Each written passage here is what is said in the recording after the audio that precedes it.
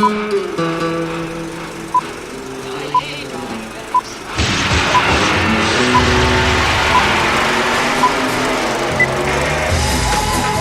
to the Reviews Without Remorse podcast with Joe and Dave. Be warned, the discussions in this podcast will contain detailed spoilers. For spoiler-free reviews of newly released films, please check out our channel Reviews Without Remorse on YouTube and VidMe. Enter at your own risk and enjoy the show.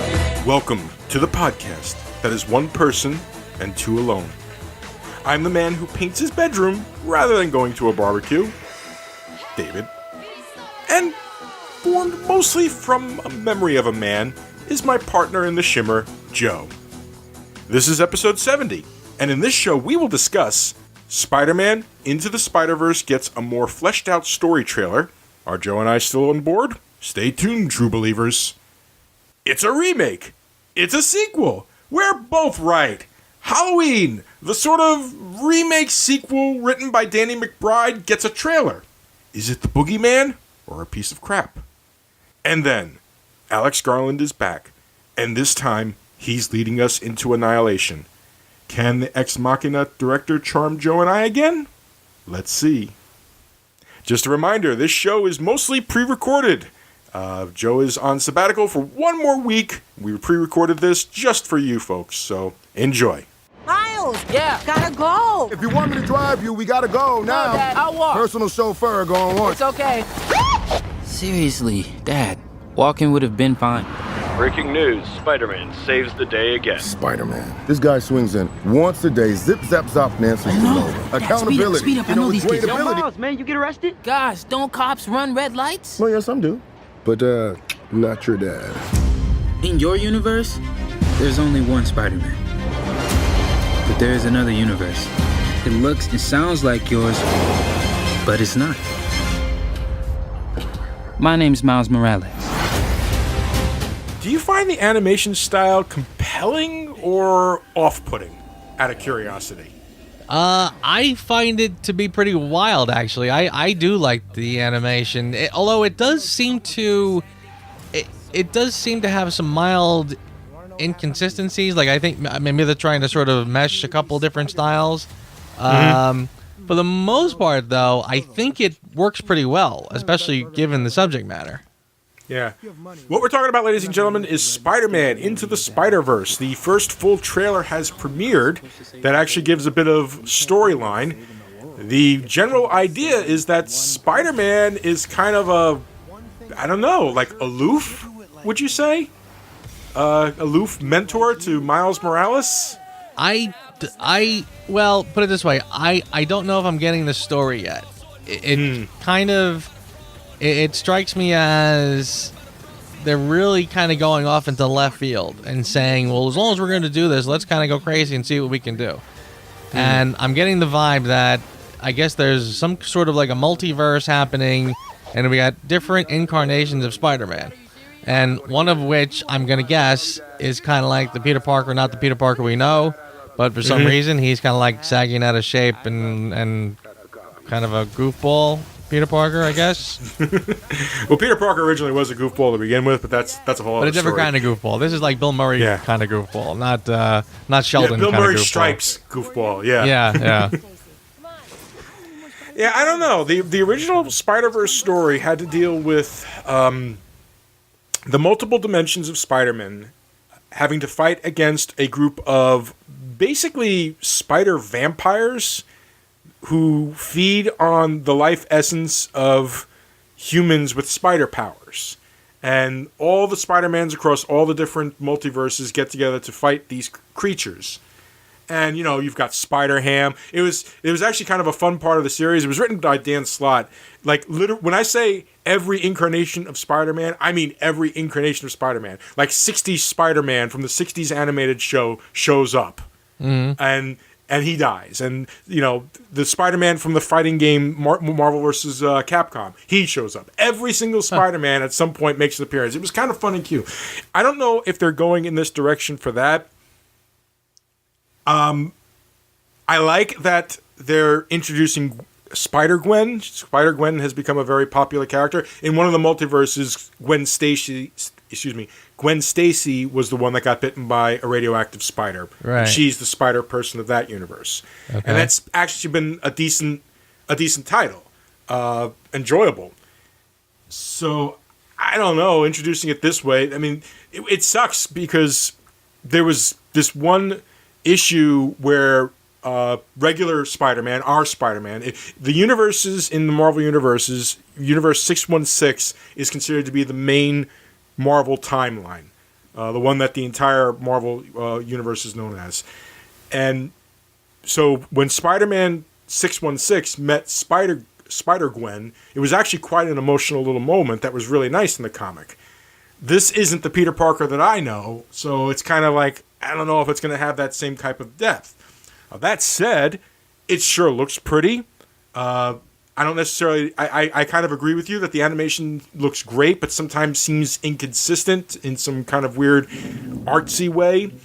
I don't know if that's on purpose or not. I guess maybe in context we'd be able to tell. I thought the humor was kind of neat. I thought that scene where he's dropping off Miles and, yeah, see you later, Dad, and he calls him out through the loudspeaker. Yeah. I love you. That was pretty good. I like that. I did like that. It does feel like there's something going on.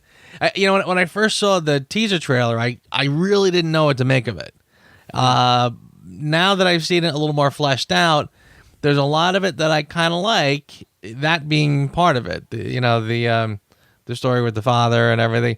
But yeah, I don't know. There's a part of me that's a little worried that this thing is going to be so just off the range that it's going to get just too weird for mass consumption or something. I don't know. Like, is it going to get too kooky for its own good? I don't know. It has the potential. We're talking about, if it's called Spider-Verse, that means you could pull a Spider-Man from just about anywhere. So, is it possible that Tom Holland's Spider-Man could show up? Well, if you've seen Infinity War, probably not. But this is, I don't know. I'm fancy on this one. I was kind of sort of excited when I first saw it. I was like, oh, this could be interesting. But now that I've seen where they're going, I'm kind of like, I don't know. If you're going to call it Into the Spider-Verse, it better not just be like 4 different Spider-Men. You better have like dozens. Okay. All right. But I almost feel like the nervousness I have about how crazy this can get is exactly what you're hoping for. So you probably know this better than I do. So it's not hope. My feeling is like when you say Into the Spider-Verse, immediately you're telling the fans that this is based on the Spider-Verse storyline, and they're going to think that there's going to be dozens of Spider-Men, which I agree with you. I don't think that's a good idea. I think 4 is probably more than you need in this case. So maybe, yeah. Like I said, I'll just be open-minded to it and see how it plays out. But if I had to take a guess, I'm going to say that this is going to be like a solid 7 kind of a movie. Possibly. Yeah. The Spider-Verse story went across, Jesus, I think it was like 20 issues to tell that story. So right. I don't see how they're going to do that in 2 hours. Testing 1, 2, 3. We're on. We're here to investigate a patient that killed 3 innocent teenagers on a Halloween in 1978. He was shot by his own psychiatrist and taken into custody that night, and has spent the last 40 years in captivity. Hello, Michael. I have something you might like to see.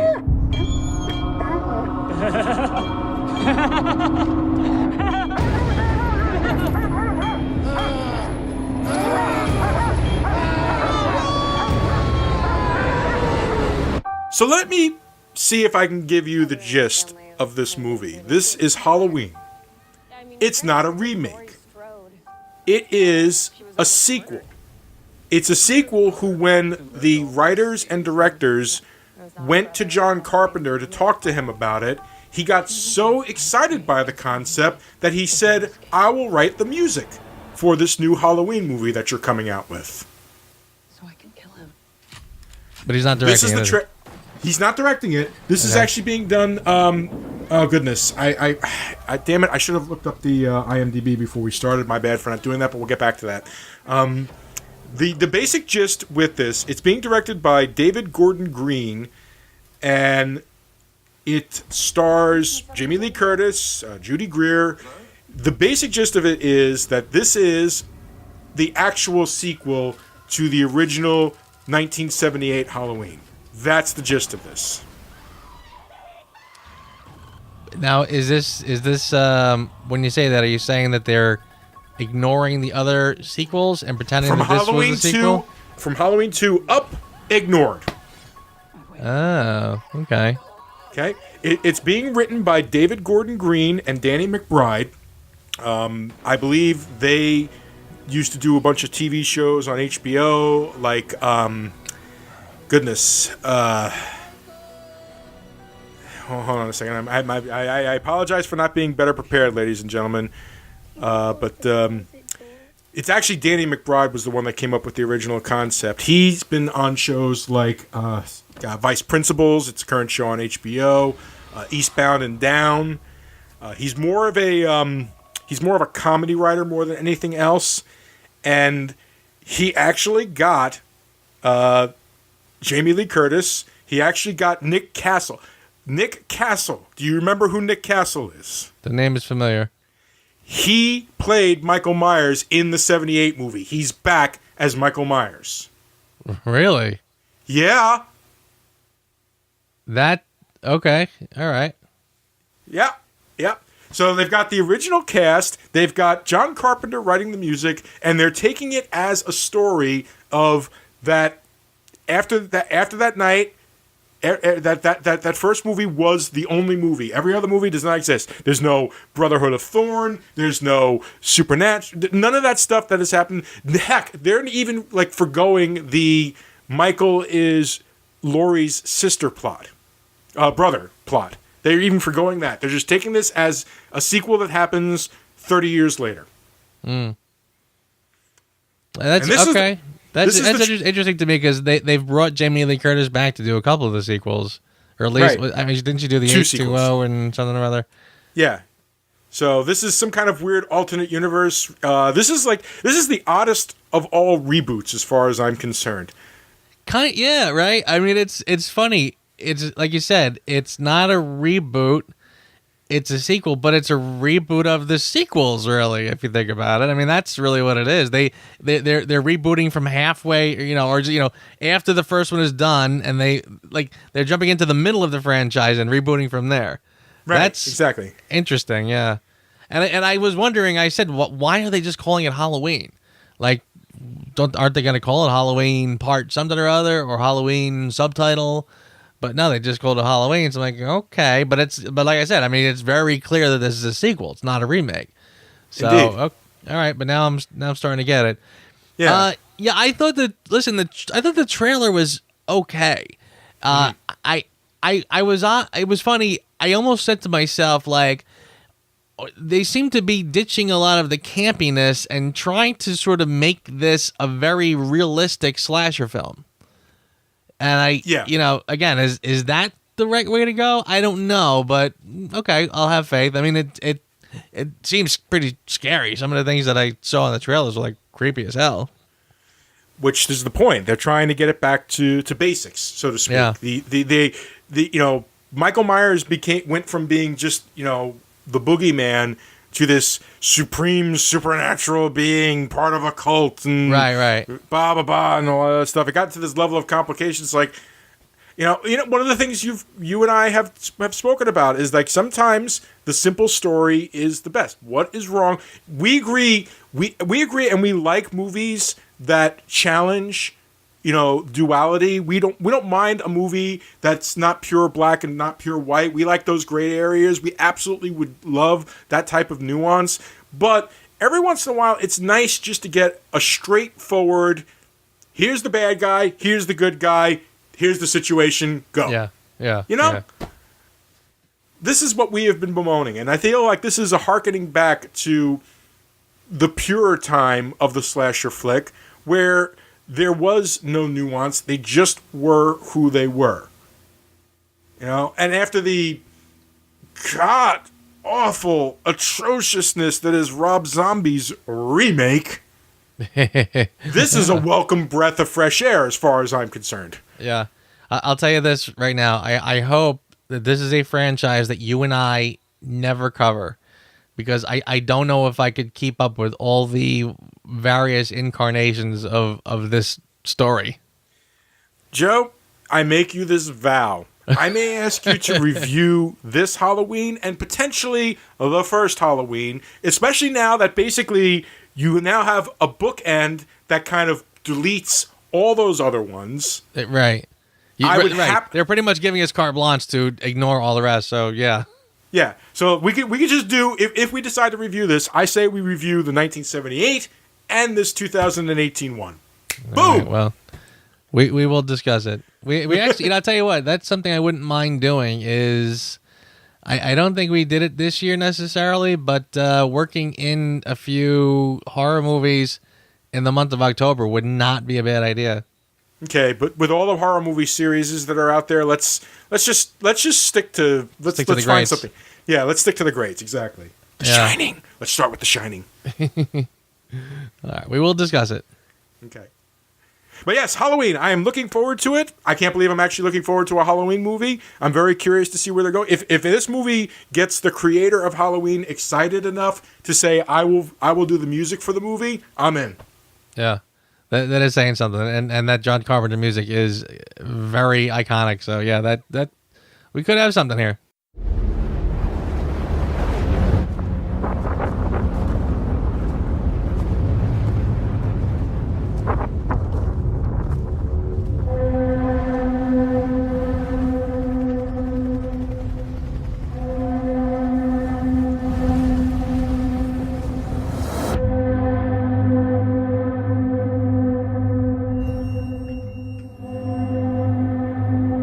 Can you describe its form? No. Was it carbon-based? I don't know. A biologist signs up for a dangerous secret expedition into a mysterious zone where the laws of nature don't apply. Written by Alex Garland, based on the novel by Jeff Vandermeer, directed by Alex Garland, Annihilation. Oh boy. This is going to be interesting. It is. I don't necessarily know if you're as excited by this movie as I was. So I'm going to ask that you go first, since I've kind of tipped my hand in the last podcast. Sure. Okay. Yeah, when you raved about it and I was like, okay, you had my interest. And I did see it, and I purposely didn't even tell you when I saw it because I purposely didn't want to get into anything and start talking about anything or even tip my hat as to whether or not I even liked it. But yes, this was pretty extraordinary. I instantly understood why you liked it as much as you did. And yeah, I was pretty wildly impressed with this film. Oh, thank God. Dude, I never want to play poker with you. Oh, thank God. No, listen, it's absolutely spectacular, and I'm not surprised that it's from the guy who did Ex Machina, because that one was, wildly impressive also. Again, it really does feel like there's two very distinct types of science fiction. The laser beam fights kind, or the very deep think pieces. And this one falls under the latter category. And of course, like as most thoughtful sci-fi, it starts out with what looks to be a tragedy. So of course I'm like, all right, here we go. With the dead husband and everything. But similar to like what we were talking about with Arrival last week. Yes, very very much so. Where it's right. It's tragic, but not in the obvious way that you see it coming. It's got a little twist to it. But this was started out very smart. I was on board pretty much from the get-go, frankly. And once things started to progress, I was really kind of on the edge of my seat, frankly.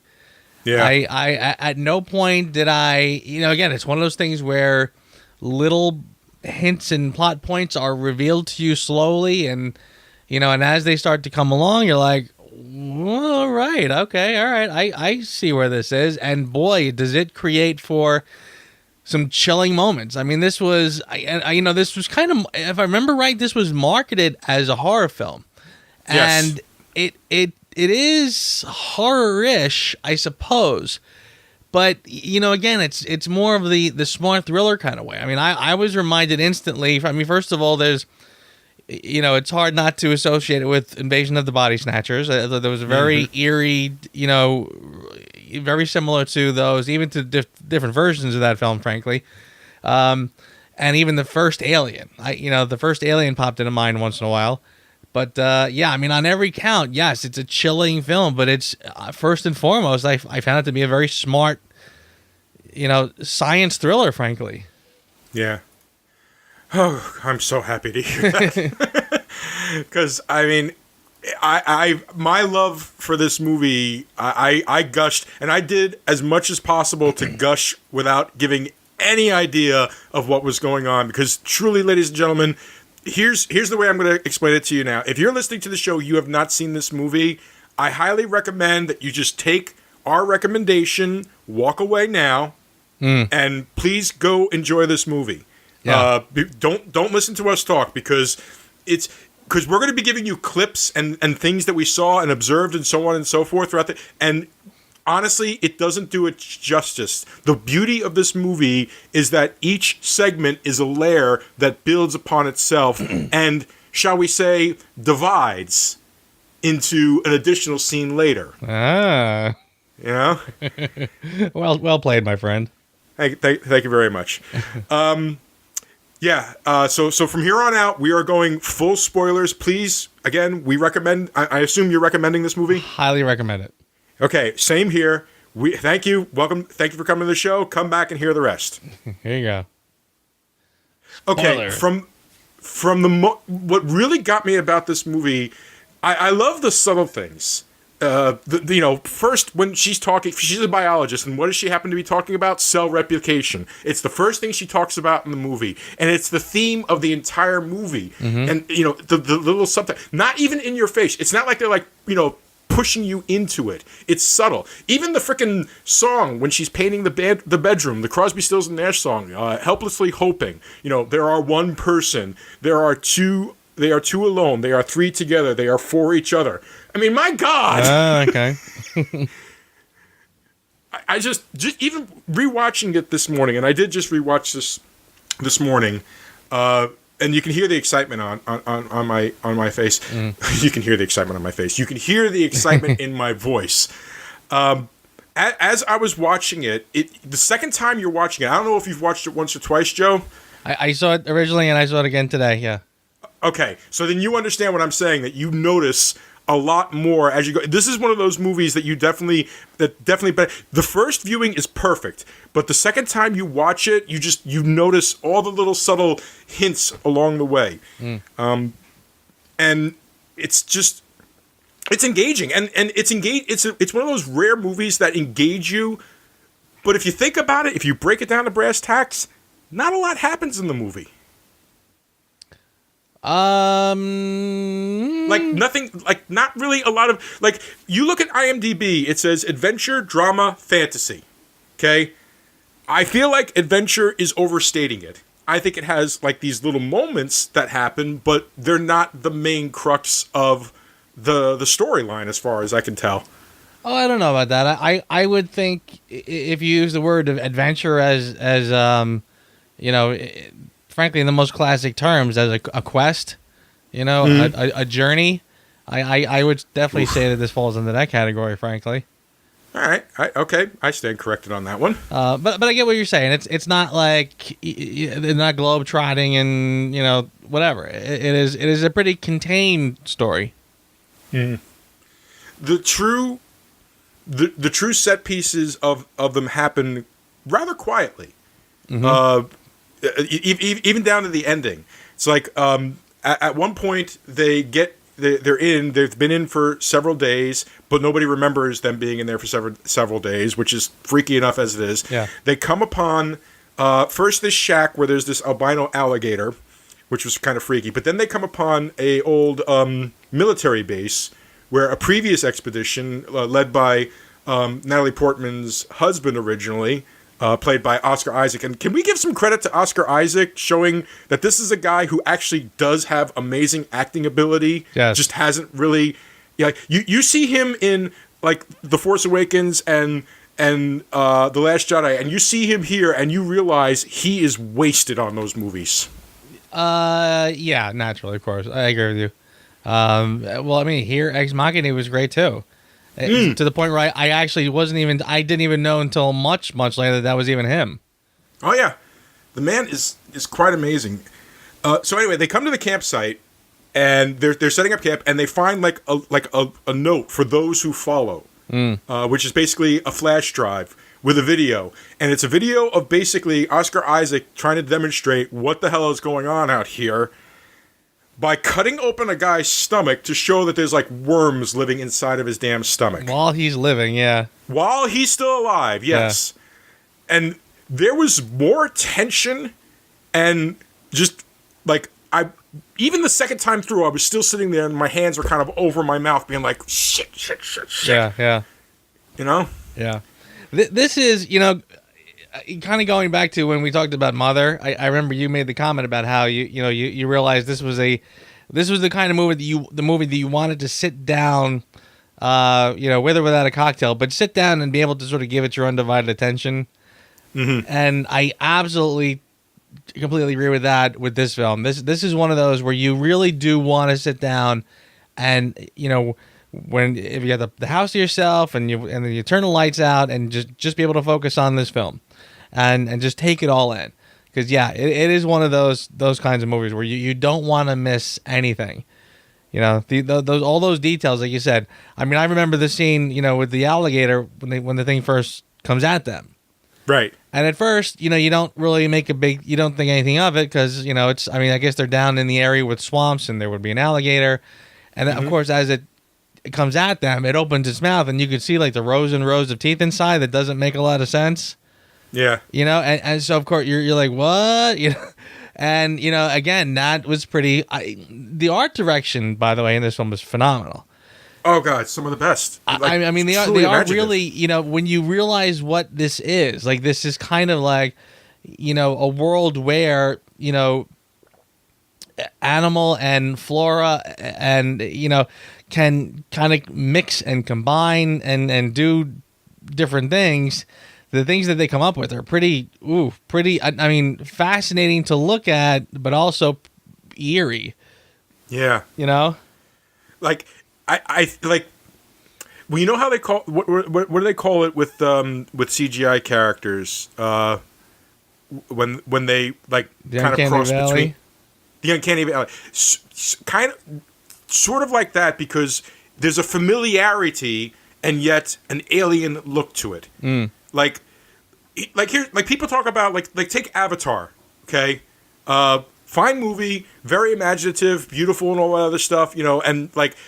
Cameron went out of his way to make things look like organic and yet alien. And yet, for whatever reason, the flora, the animals, it felt more like weirdly grounded and alien more here than on frickin' Pandora. Right. Well, right. I mean, Pandora kind of looks like Fern Gully in retrospect. I mean, it's meant to be, a cartoony paradise, frankly. Right here, right, you're definitely getting something that is much more grounded, especially in the way it's delivered. And I mean, again, like taking the alligator for example, they made it look so realistic and so consistent with what an alligator should look like that you notice, oh wait, something is wrong here. When it opens its mouth and you see the teeth, you go, oh wait. So yeah, if they just kind of willy-nilly just made creatures, you might not have picked up on this.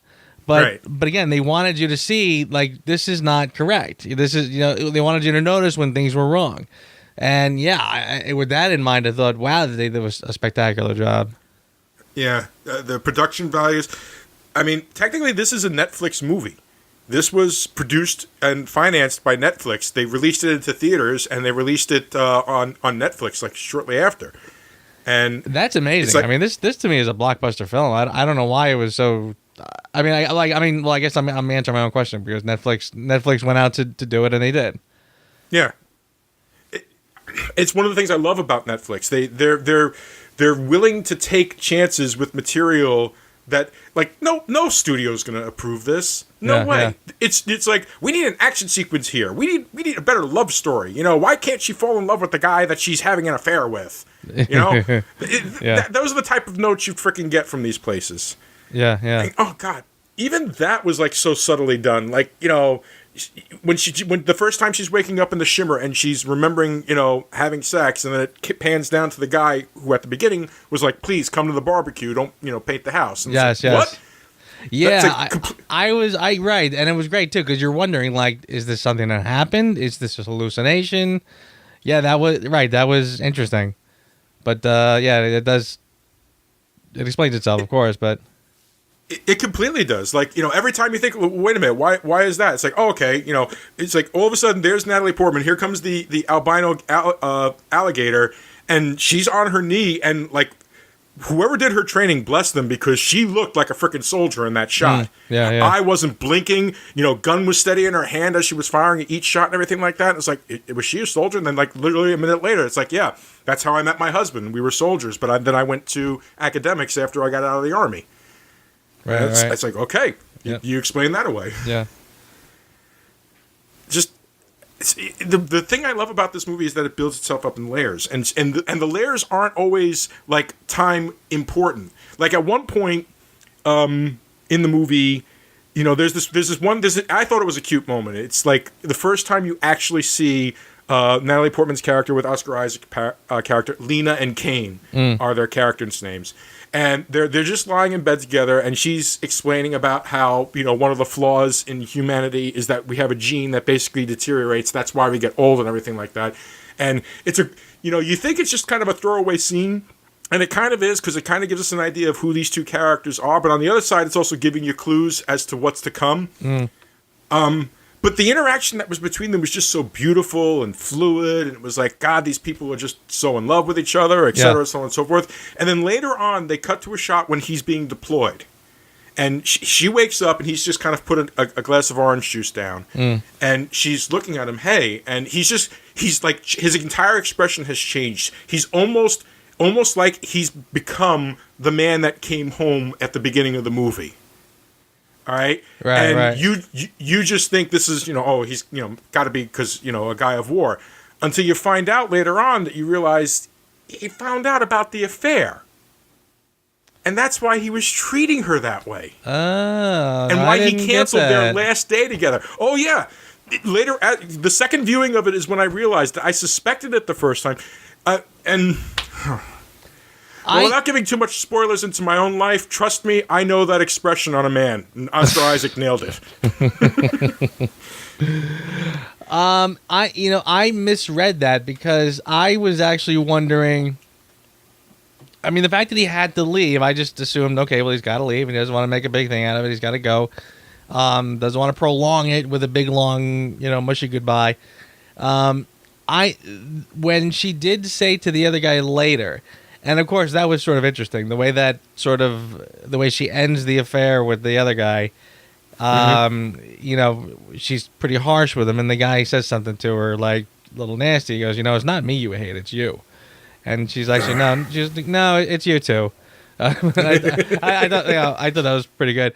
But when he said something like, you know, do you think that he found out? Are you worried that he found out? She goes, "Yeah, he found out." Yeah. I was interpreting that differently, and I was starting to I was thinking that it was because there was maybe like a mental connection that was going on where they were kind of both like, it was almost like in the way that she knew he was still alive, even though, you know, by all, you know, she should have written him off at that. Yeah, she should have written him off at that point and just given up. I was starting to feel like there was maybe like a Close Encounters kind of a mental connection going on, and that's why she felt that he knew, because he was still somehow connected to her and knew what was going on in her life. So I didn't make the connection that he literally knew before he walked out the door. Well, but I think your take on it is pretty. Actually, they even say it later in the movie. This is what I mean by it's a wonderful movie to watch a second time, because you catch these other things. At one point, she's talking to Jennifer Jason Leigh, Dr. Ventress, who... Can I just take a side moment for a second? This was a solid cast. Oh, yeah. And I felt like each member of the cast from the exposition on all got a really good chance to shine throughout this entire movie. So I want to give some props out to Jennifer Jason Leigh, Gina Rodriguez, Tuva Novotny, and Tessa Thompson, who played the Cutter Girl. But yeah, she was talking to her at one point about, why the people that are going. And, Jennifer Jason Leigh makes it, everybody's got their reasons, a lost child, marital problems, and looked directly at her when she said it with regards to her husband. Right, because right. she chose the people that went into the Shimmer the first time. Yeah. So, yeah. And she kept pressing her, saying, like, why did my husband go?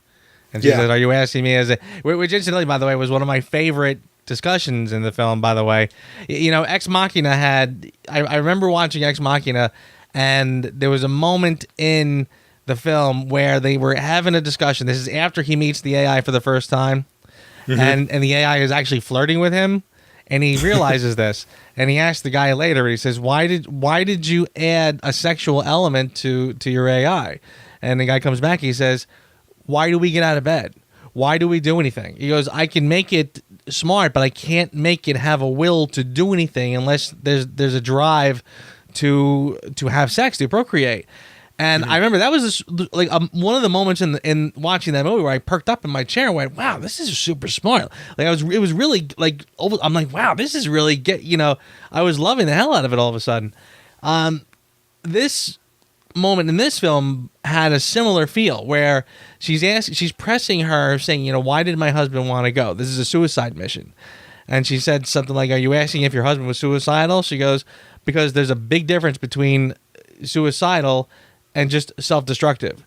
Few people commit suicide, but all of us are self-destructive in one way or another. Yes. And I like my ears perked up, but I'm like, oh, this is getting interesting, and I was all of a sudden very fascinated by everything she said, and I'm like, wow, is that a good point.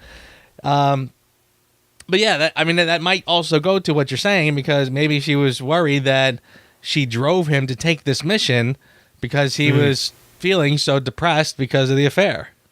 Yeah, 100%. That's definitely her assuaging her guilt. Okay, all right, I'm with you. I like that.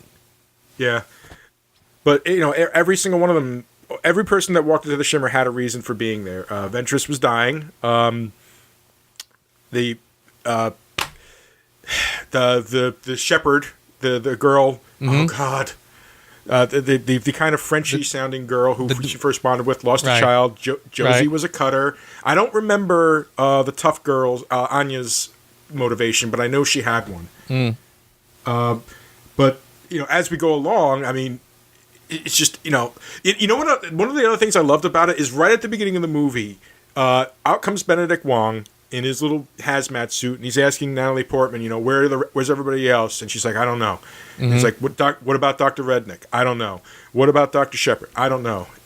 What about Anya? I don't know. Yeah. What about Dr. Ventress? Well, she's dead. Right, yeah, they're right. Some he said was dead. Some she didn't know. Yeah. Everybody else from the expedition she didn't know, but she knew Dr. Ventress was dead, which I found hysterical, because if you think about it, now you're watching the movie and you've got this expectation, okay, Jennifer Jason Leigh's character is Doom. She was the last one to die. Yeah. And it leads into the ending as well. Yeah. It leads into the ending, which we're going to get to in a moment. Okay. It's just, God, just thinking about it over again. The second showing of this movie definitely helped. Yeah. But I thought I caught most of it to begin with. Just deft writing, wonderful imagination, beautiful art decorations. When they come upon that field of these artificial people just standing there, it's both beautiful and chilling. Yes, and that, I'll tell you again. Another reason why I hesitate to call this a horror movie, because there are horrific moments in it, but again, there are more things that kind of just sort of send a little chill up your spine, as opposed to just the boo jump scare kind of stuff. That was, again, the people, the plants shaped like people. You're just like, not. You're like, yeah, again, it creeps you out. Like, Yeah. why is that? It almost looked like you couldn't tell. It almost looks like there were dead people that were frozen there and plants grew on them. But then when you look closer, it's like, no, they just grew that way. And when they explain it, it's like, oh, again, it's where it's all coming together, and you're like, oh, this is okay, all right. Yeah, I totally agree with you, and I'll tell you this too. By the way, I remember going into this film, I for some reason I was expecting a film that was going to have sort of a feminist message, and I don't mean that in a bad way. I don't mean that in the Last Jedi kind of way. I was expecting the idea that maybe after sending groups of men in there, that there would be a reason why sending a group of women in there who might have handled things a little differently might have been able to solve things better than a man could. And I thought it was going to be an interesting exercise in the difference in problem solving, kind of the way they always say, like, the men look at maps, women ask directions, etc. Just the way we sort of problem solve is different. So I was sort of expecting it to go down that road, but it really didn't. So the fact that it was a female cast really did not mean anything, frankly. But again, it's a nice example of where a solid female cast works. You know, I mean, I really did think this cast worked very well together. And, you know, again, I found it to be just very riveting the way they all sort of interacted together. The acting, like you said, was spot on. Jennifer Jason Leigh, I mean, you already said it, but I wanted to piggyback on that for a second. Her performance was phenomenal. She really nailed that character, I thought. God, yes. Like, just very down to business. And again, when they said later, did you realize that she had cancer? She was never coming out anyway. Did you realize? She's like, well, I kind of guessed at some point. And yeah, I mean, I guess you would sort of pick up on that because again, she had a very no nonsense sort of attitude, and you know, she was gonna finish this job one way or another. Why? Well, she had nothing to lose anyway. You know, right. Self-destructive. She basically explained. There you go. Right.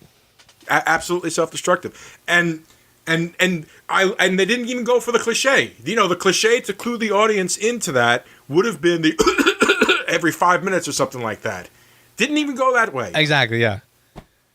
All the tropes that you would think that this movie would venture on, I swear to you, it's like Alex Garland just sat down and it's like, okay, you know, this is a bunch of women. So how do we do this in a way so that people don't see this, don't overanalyze this as being some kind of, women do it better than men or some bull crap like that. This is just, these are just people. Has nothing to do with gender. Take that out. Okay, we've got one character that's dying. How do we convey that to the audience without doing the, typical cough thing? Okay, let's take that out. I swear to you, what thought must have gone into this to make sure that it didn't go down the tropes that they could have gone down with any of these characters? Oh, yeah. I mean, I think very simply, I think this director says my audience is not stupid. Yes, I mean, thank you. Again, he's writing for a smart audience, and again, like you said, there could have been like a lot of very silly kind of, like you said, oh, she must be sick, and let's talk about that for 20 minutes. No, there's no need to, that little insight at the end was plenty, So like you said, he's a smart writer for smart viewers. Oh, and thank God he exists. When I walked out of this movie, the first thing I said, if Alex Garland is writing and directing it, I'm there. Yeah, it doesn't matter anymore. He's 2 for 2 for me, as far as I'm concerned. So yeah, he wins. Congratulations. Yeah. I'm with you there, actually. I very much so. All right, but now we have to kind of talk a little bit about the ending. So here is my question to you. Uh-oh. Did what we see was real, or was that a simple case of the unreliable narrator, coming into play? Well, that's a great question because I don't know exactly what happened. My feeling was that everything we were watching was very real. I mean, when she finds the videotape and she realizes what happened to the husband, it all clicked and made perfect sense. And what went home was not the husband. So then when basically her clone is created or starts to come together, which I thought was a fascinating scene, by the way. The idea that this thing was mirroring it was each odd other. that it was mimicking her. Like at one point, it would sort of mirror her, but then it would just sort of like with the part when it sort of jumped on her and like clung to her.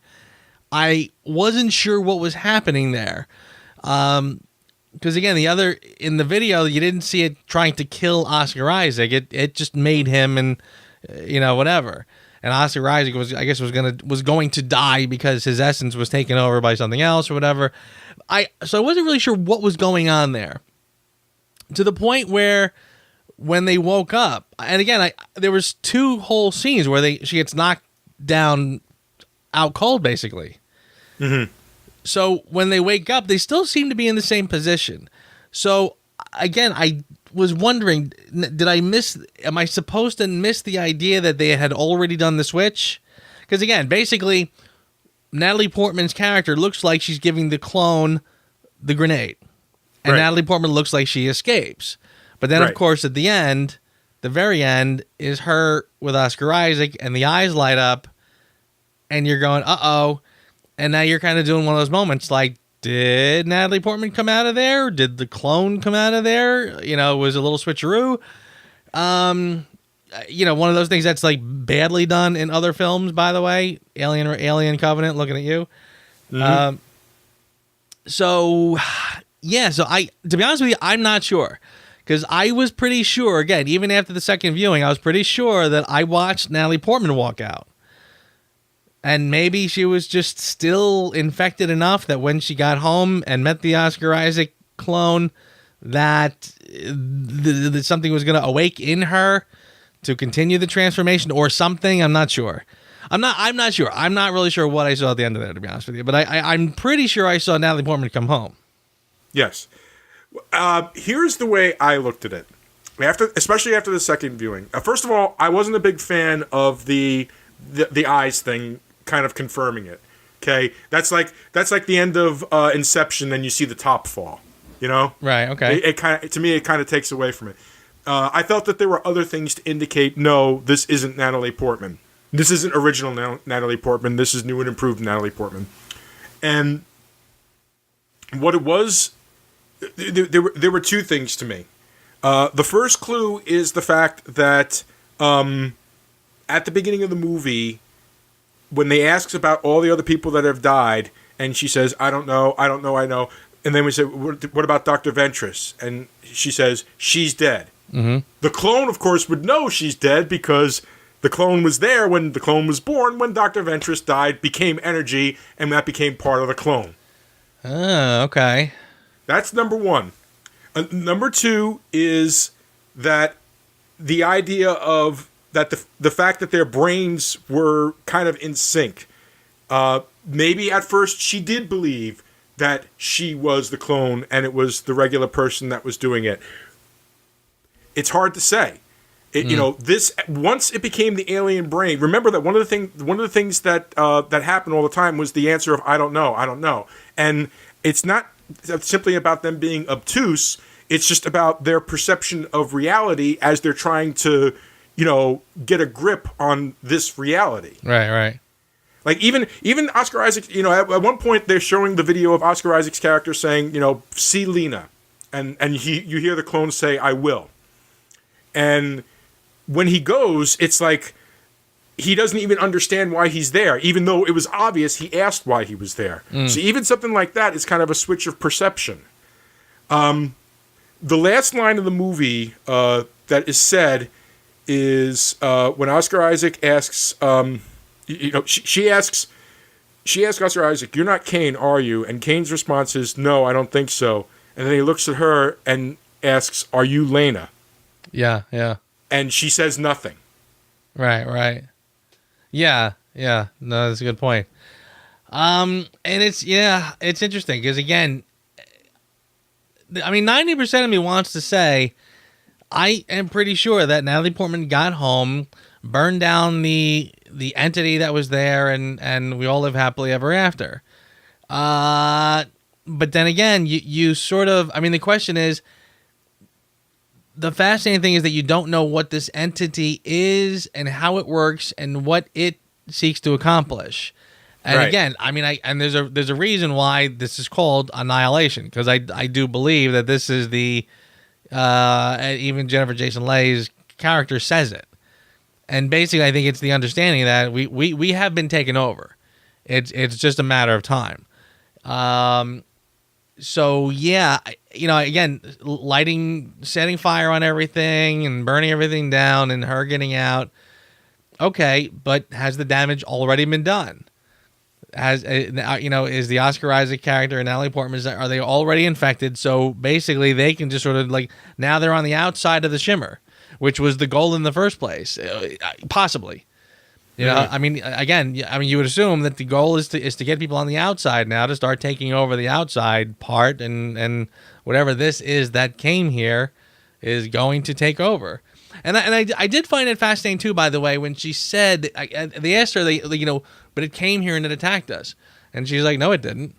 She goes, I don't think it did. It was changing. It was destroying things. No, it was changing things.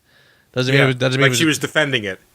Yeah, or at least kind of trying to suggest that it really didn't have a motive.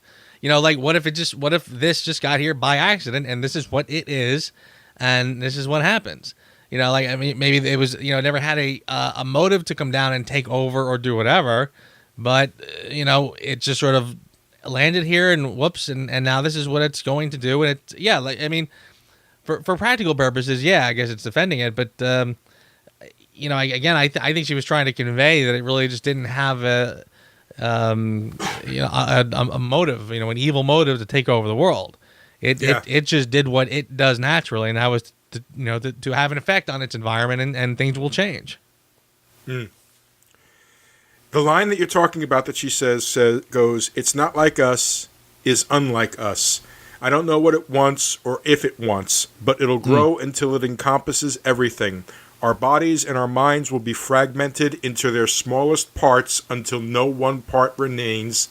Annihilation." Mm-hmm. Jesus Christ. Yeah.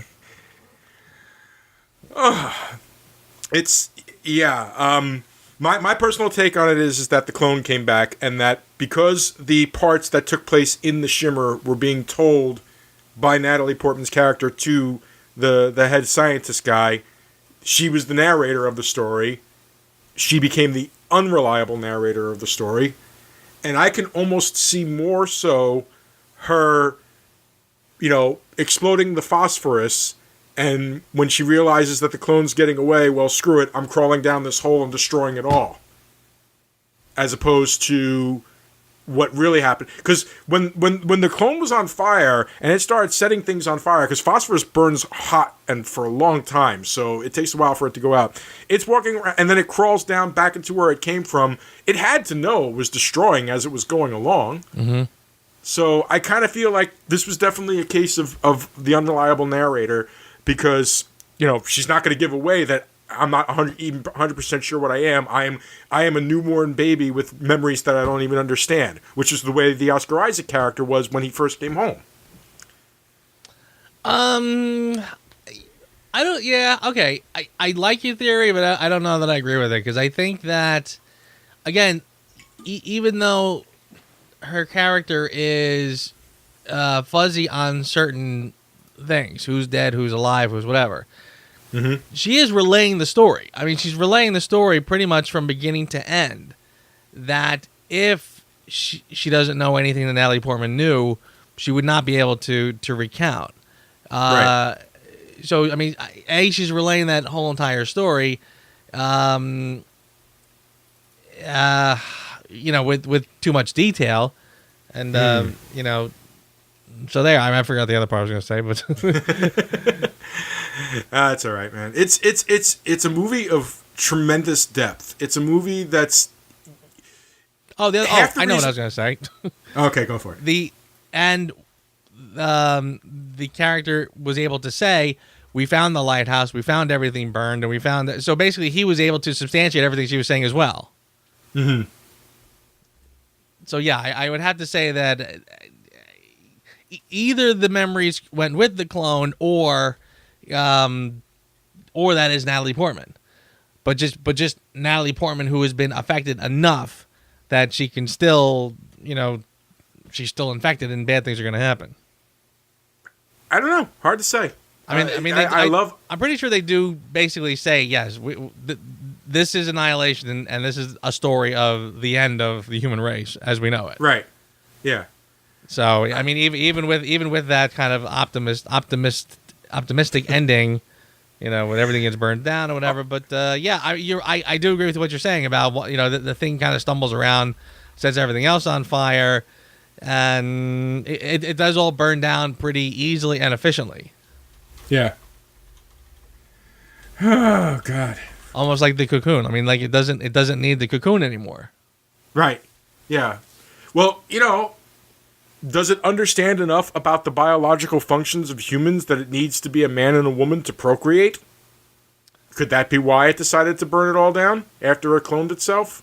That another excellent question. Or does it matter?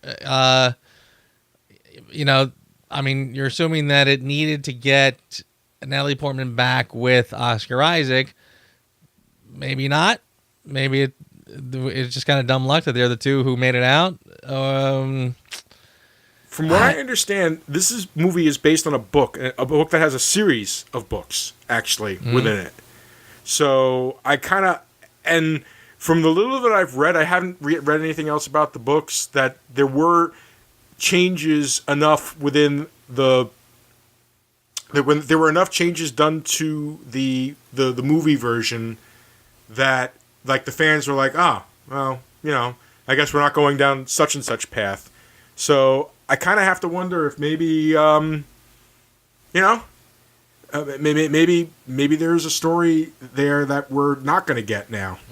Maybe this wasn't supposed to be the way it was supposed to go. I don't know. Yeah. I don't know. I'll just say that I liked how. I mean, again, the fact that we're talking about it, the fact that we don't know, I think is one of the best parts about this film. I mean, I've said it before with different things that are on my top 10s here and there. When it forces you to think about it afterwards, when you're not sure what you just saw, but again, it does have, like you said, it does have certain clues. It's like when it's like the second time when you saw The Sixth Sense and you went back and you went, oh yeah, that kind of thing. Yeah. When they're smart enough to leave the clues there for you, but you still don't catch it the way you're supposed to, that's a brilliant screenplay. Start from the beginning. What do you think I do when you're away? You think I'm out in the garden pining, looking up at the sky?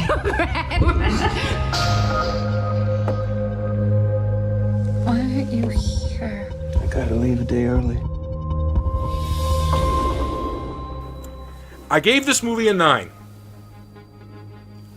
It is absolutely brilliant in all the ways that I want a science fiction movie to be.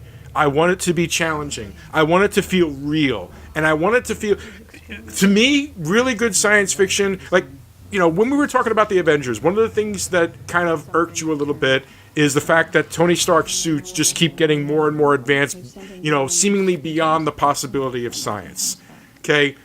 This type of grounded science fiction is like my niche. It's one of my favorite things. There was nothing that happened in this movie, even the incredible stuff, even the god darn bear that screamed "help me" like Dr. Shepard was when it took her. Even that didn't bother me. And I found that wonderfully creepy. Everything just felt real about this movie. Like this, I think that was part of the reason why it chilled me as much as it did, is like I kind of felt like, holy smokes, why couldn't this happen? They're explaining it on a biological level as to how all this stuff could possibly happen. And I love that. And I love that it challenges my ideals about that. Not just about what a true alien invasion could be. Because this, if you think about it, when you get down to brass tacks, this is an alien invasion movie of the most insidious way an alien invasion could be. Like, you take the creepiness of Invasion of the Body Snatchers, dial down what they were trying to do, and yet dial up the creepiness that Invasion of the Body Snatchers couldn't quite reach. It's not perfect. I have one major problem with it, and it's such a tiny problem, but it was enough for me to ding at the one point. But this is an amazing craftsmanship from top to bottom, from the director, from the writer, from the original novel, from the art department, and all the actors. I have a hard time picking a bad apple in the bunch. Everyone acted natural, and as things were going, everyone reacted naturally. As far as I could tell, nobody I think flew off the handle. And even when like the one character, Anya, does fly off the handle, there were hints even before that she could, and being inside the shimmer, exasperating that would make sense. So no beat fell out of place. I loved it that much. You know what? I cannot disagree with you one bit. I also gave it a 9. And frankly, it's one of those where I'm saying to myself, okay, why am I not giving it a 10?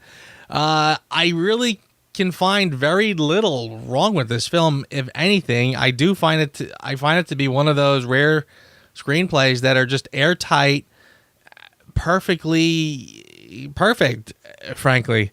It does exactly what it sets out to do, does it perfectly. I can't find any holes in its logic, in its reasoning. I think the only thing that would sort of keep it from being a 10 is that it's a pretty confined story.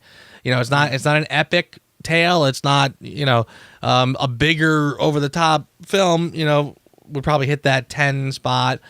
But listen, this film does exactly what it sets out to do. It's eerie. I completely say it has the right to be called a horror film if it wishes to, because it is terrifying at parts. But it's really, that would be very dismissive if you ask me. I think it's a very smart science fiction film.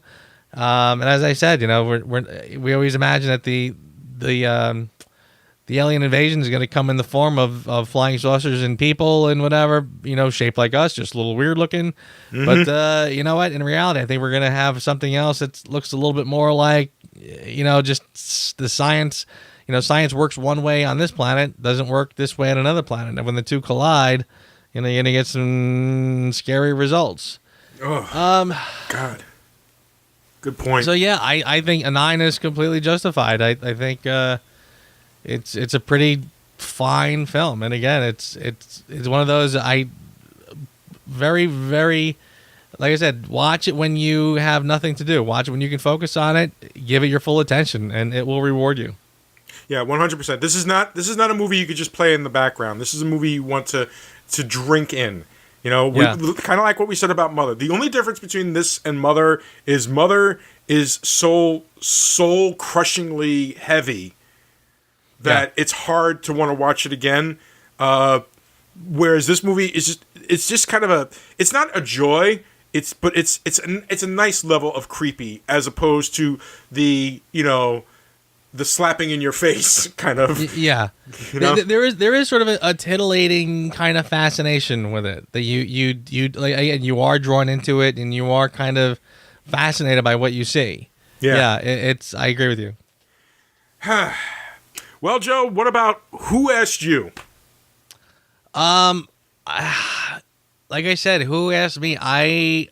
It was a bit of a struggle, frankly. I don't really know if I have anything that really stands out as a Who Asked You. I'll simply say that I guess some people would sort of say, it's dumbing it down to give an ending that's a little bit more explained. I personally wouldn't mind it. You can explain it to me at the end like I'm not so smart, because sometimes I'm not. This one definitely left you hanging with different ideas about what happened. I wouldn't mind it if the explanation at the end was a little clearer.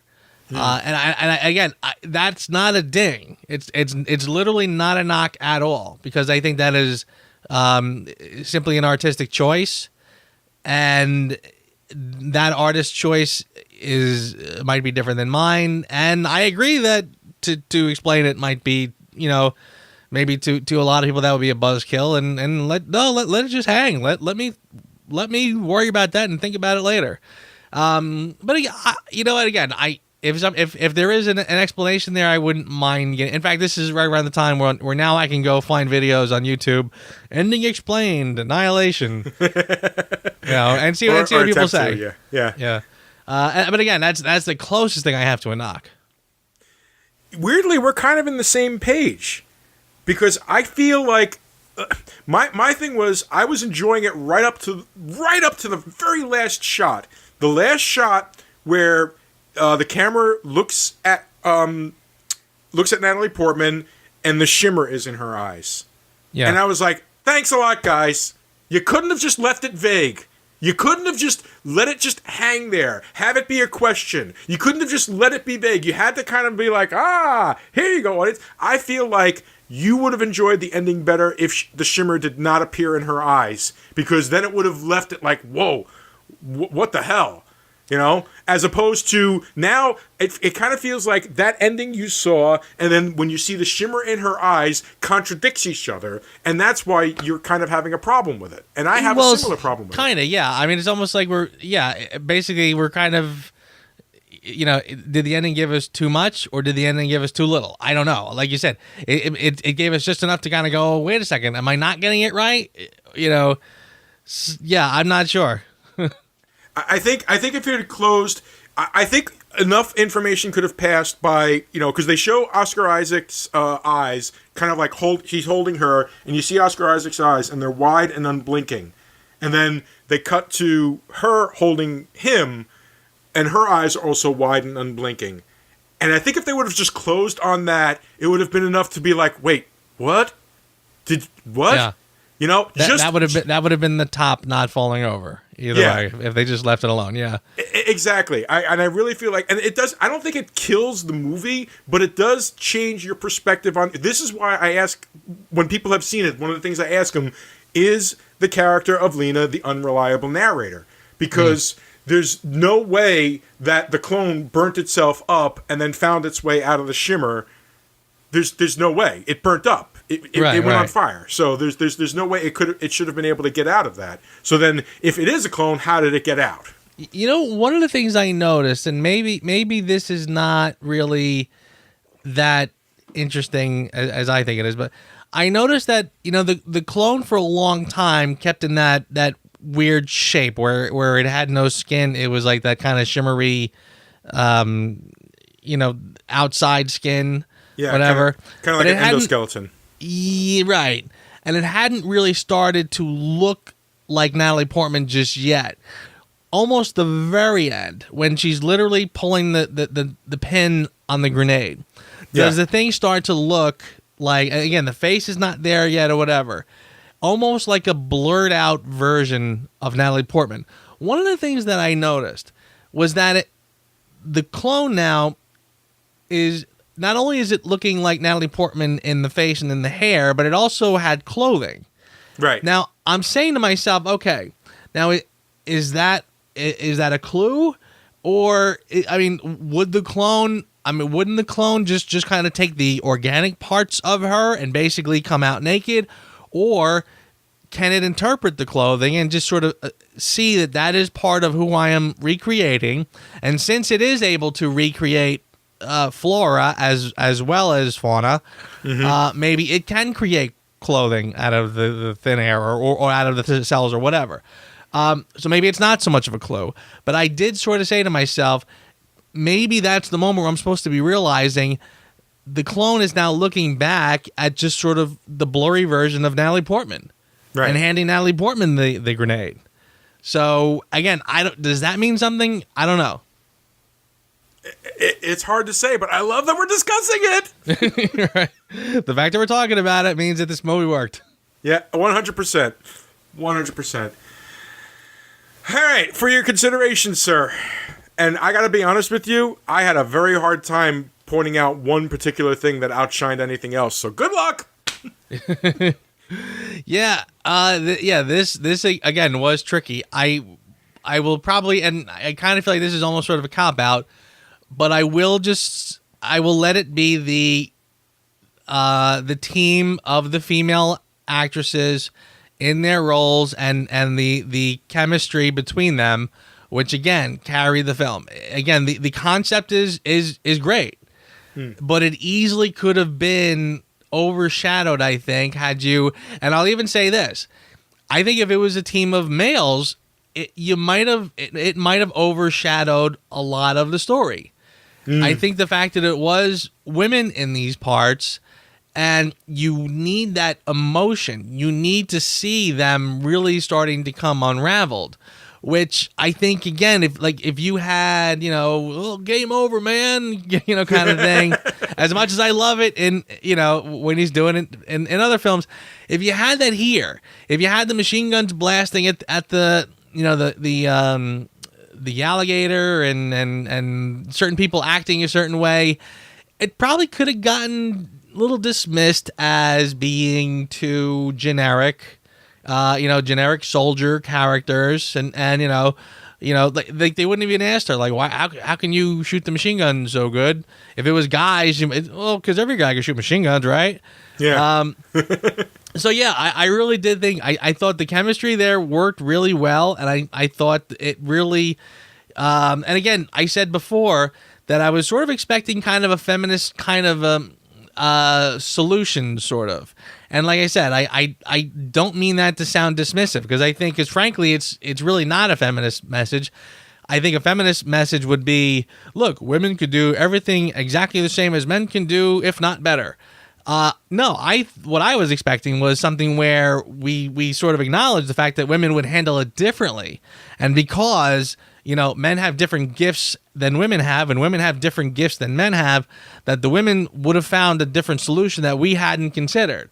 So I was kind of expecting that, but it never really went down that road. And frankly, now that I see the whole thing, I'm glad it didn't, because what it does give us is a pretty phenomenal story. And again, the fact that they were just a group of female characters, it was not feminism. It was not hitting you over the head with anything. But it does tell the story, I think, better, more smartly, and with a different sensitivity than had it been a male cast. So yeah, I really do think that the women in this, all of the actresses really deserve a lot of praise, and they worked tremendously together.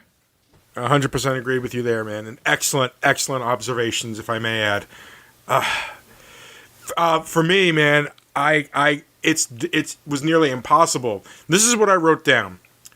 During the rewatch, I was astounded how much of the questions I have were actually answered. The craftsmanship in the writing and editing and directing is completely on point.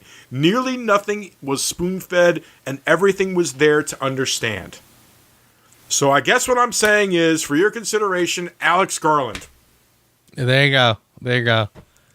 A guy who really is. Again, we are living in a time where we're getting some really good writers, directors, and they're really doing some quality stuff. We as much as there's a lot of schlock and nonsense out there, there are some smart people who are working and giving us some really intelligent films. Mm-hmm. So it's not a bad time to be watching films and reviewing them, my friend. No, absolutely, you're right. And before we go, one last word on the subject, and because I was literally just checking for something in IMDb, and I just noticed this, and we should have brought this up before.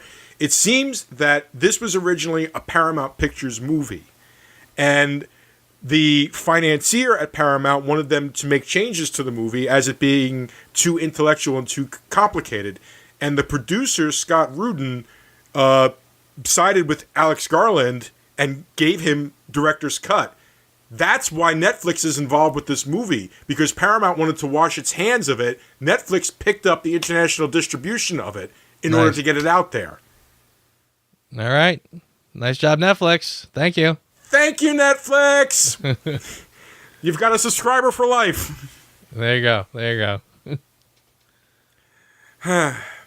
My friend, another good one.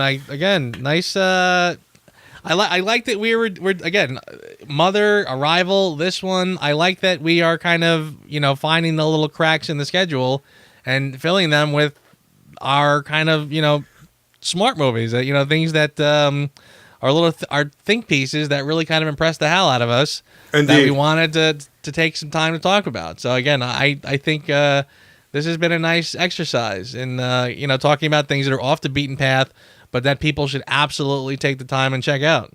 100% agreed, man. Absolutely. And yes, it was a joy to finally get to review this with you. Agreed. But ladies and gentlemen, unfortunately, well, not really unfortunately, but next week is going to be a little more interesting in the respect that I get the feeling that Joe and I may diverge a little bit on this next one. But next week, not only is Joe back from his sabbatical, so I will not be doing news alone anymore, but we will be reviewing Doctor Strange. That's right. Yeah, it'll be interesting to see how we tackle this, because it's been a while since I've seen it. I know you raved about it when you saw it. I liked it, but not. Yeah. So yeah, this will be a fun one to talk about. I agree.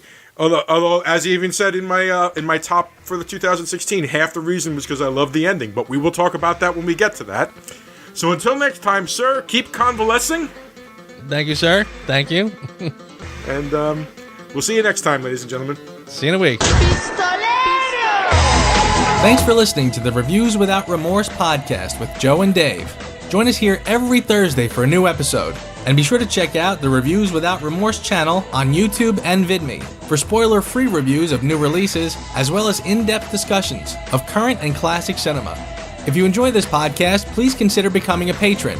You can find our page at patreon.com. As little as $1 a month goes a long way.